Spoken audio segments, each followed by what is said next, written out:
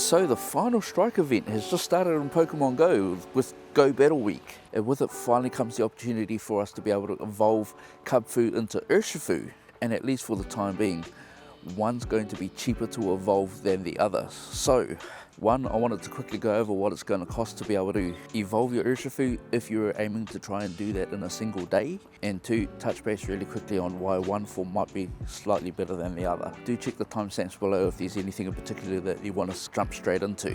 Pretty cool seeing Nickit back in the wild again. So first off, Kubfu can be evolved into one of two evolutions. The first being a single strike, which is going to be a fighting and a dark type, and its evolution requirement is that you will need to raid or defeat 30 dark types in either raids or max battles. We then also have the rapid strike, which is going to be a fighting and a water type Pokemon, and in order to evolve into this form you're going to again defeat in either raids or max battles 30 water type Pokemon, and naturally these need to be done with Kubfu as your buddy. So this is the one I'll be working on today, and my end goal for this video is I want to get this Urshifu evolved. So in terms of their typings and which one's better, as far as I understand it without having done too much research, the single strike version actually ranks higher in the Go Battle League, also being our only option for a dark type Dynamax Pokemon aside from Sableye that also learns Sucker Punch, a dark type one turn fast move. Could prove it super useful in future Dynamax and Gigantamax battles where dark types are going to be relevant. Whereas for Dynamax battles, the Rapid Strike version is going to be clearly outclassed by a lot of other things that we have available that can quite frankly learn better fast moves to be able to help build that max meter. So, but as mentioned, in terms of cost, one's going to be better than the other, and we'll take a look at that right now.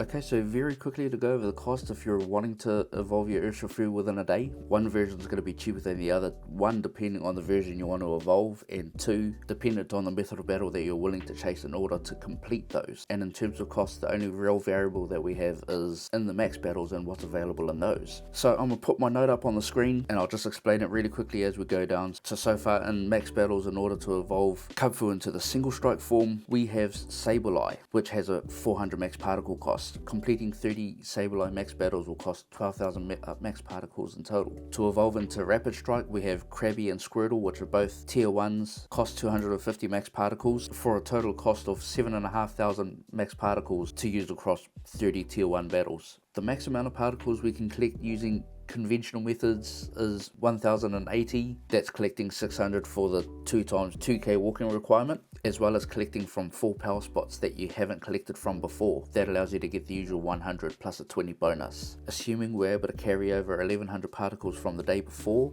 throw out a wild guess, that'll give us 2,180 free max particles to use towards those battles. So total cost for single strike minus the free particles will be 9,820 paid required. Rapid Strike will need 5,320. So in total, in order to evolve the single strike, you're going to need to purchase 4 packs of 3 and a single particle pack for a total cost of 1,850 coins. And then to evolve into Rapid Strike, you'll need 2 particle packs and a single for a cost of 1,000.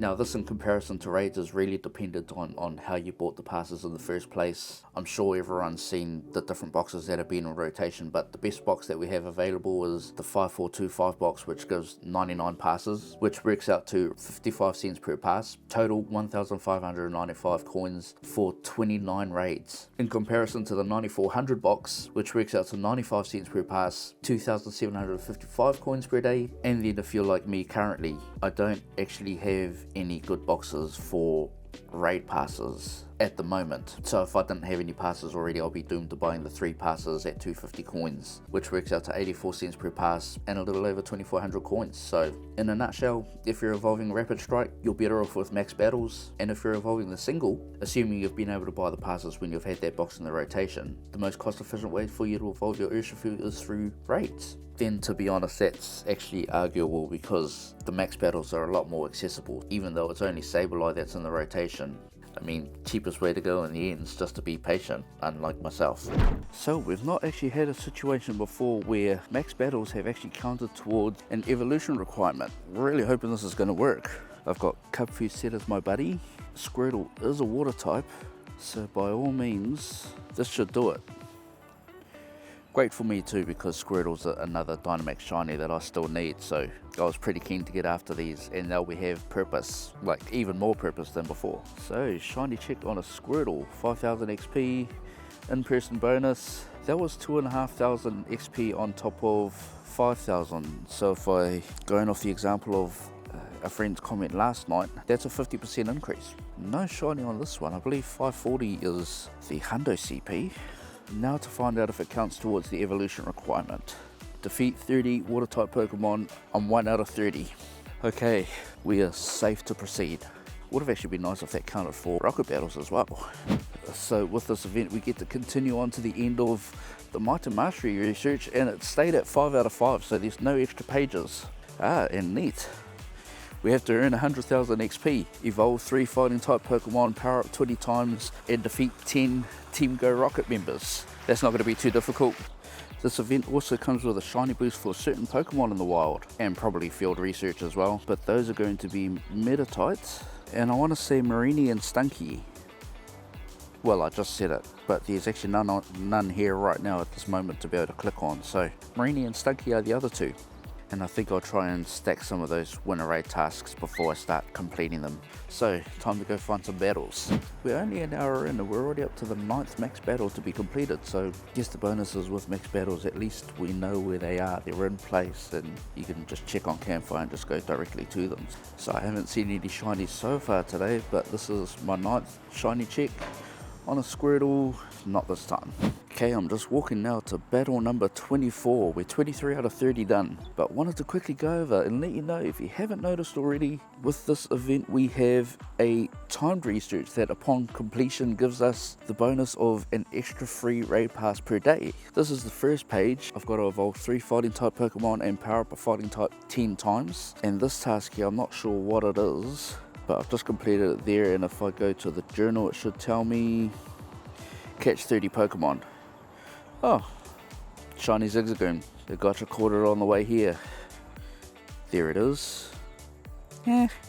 So yeah, seemingly a little bit to do there, but if it's not too hard and you can get it all completed on the first day, that's another 7 free raids between now and the end of the event. So in a sec I'll complete the first page and then we can take a look at what the second page has got. Hopefully it's not going to be anything there that might be like hatch 3 eggs or something like that. But for me anyway, this is shiny check number 24, not this time. Some decent spawns on this one, but this battle here is right on the beach. Yeah, we're pretty much standing, well, next to the power spot now, and look at that. Glorious. Honestly, it doesn't feel like winter at all. Bet you I'm gonna regret saying that tomorrow. But the wild spawns are kind of insane. I quite like them. There's a lot there that's worth checking, especially for the PvP players. Definitely a lot more of it's focused on Pokemon that are going to be serving a better purpose in that scenario. Check 25. No again. Wow. Okay, so jumping back into the blog, to help us with evolution requirements, 1-star raids have Kavana, Stunky, Marini, 3-star raids have Lapras, Hisuian, Samurott and Bombardier. Oh, do I leave that in the video? But one that hasn't been shared there kind of directly is we also have Lapras in the shadow form, which can be shiny as well. And again, as usual, another shiny that I still need. There have been issues very recently though, so I wanted to check and make sure that this one is going to count, because as some players may have found in the weekend just gone with Regigigas raid day, even though Regigigas was a T5 raid boss, completing those raids wasn't counting towards the shiny Malouetta special research. So we've just caught this one now, and if it's worked we should now be at 28 out of 30. Okay, so shadow raids are still safe. We've got 2 to go. Okay, we're here now at the last and final battle. That Shadow Lapras raid that I did earlier was the only raid that I actually did. All the rest will be max battles. So this will be our 30th shiny check. And, oh, it isn't. And not a single perfect IV and nothing too great out of all of that. But all of that effort does now give us the chance to be able to evolve our Urshifu into the Rapid Strike form. I'd actually wondered if there'd be any type of special evolution, like, you know, animation, given it's a legendary and all. But there's Urshifu in the Pokédex. This is the IVs of the best one that I got out of the 2, 14, 12, 13, but we're done. Nice. So I guess now I can work on its Dynamax moves. And that's my 50th Pokemon to be registered to the Galar Pokédex. Now we can get on to the next page of the Go Battle Week timed research.